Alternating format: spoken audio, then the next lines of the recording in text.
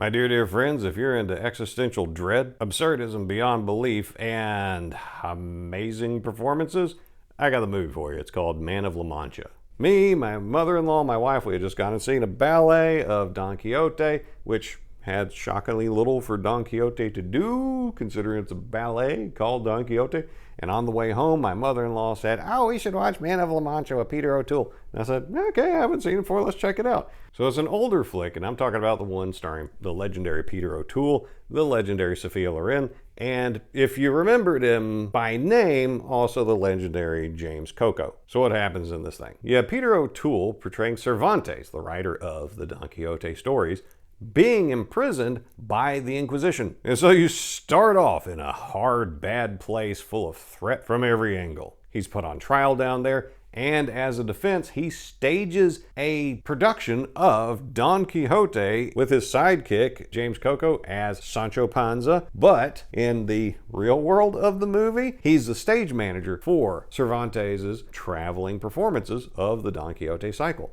But during the performance, both Cervantes and Sancho keep grabbing volunteers from the prison audience to take on various parts in the play. So if you like the idea of swirling madness in your movies, this is the movie for you. But you get all your classics from Don Quixote. You have a befuddled and delusional old Don who's decided to take up a life of adventuring as a knight-errant, and his peasant sidekick, Sancho Panza, has to go with him, and they get in all kinds of hijinks. And the pathos, the emotion, the acting in this, top-notch across the board. So this is a musical. It's not all sang, but there are songs in it, and there's musical numbers. Some of the dialogue is just spoken. While neither O'Toole, nor Loren, nor Coco have the best voices ever, there is a sincerity and an earnestness in them that make them very enjoyable. Now, they're fine voices, there's nothing wrong with them. But if you've seen, say, Moulin Rouge, and you really enjoyed Ewan McGregor's kind of blunt, not perfect, but very sincere singing,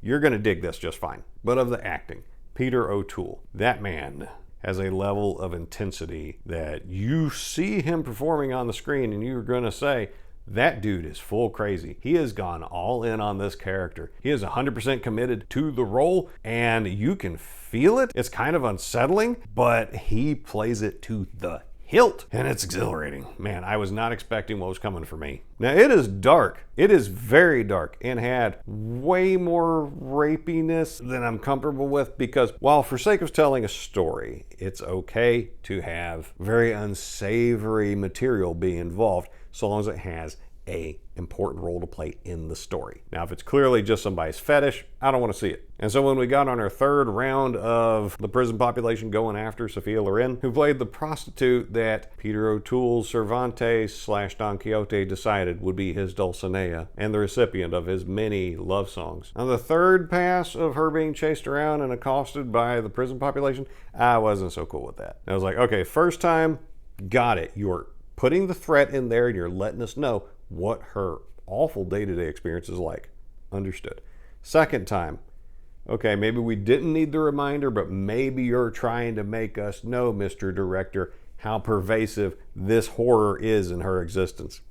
Got it. Don't like it, but I got it. Third time, you're either padding screen time, which is unforgivable, or you're into this, which is not good.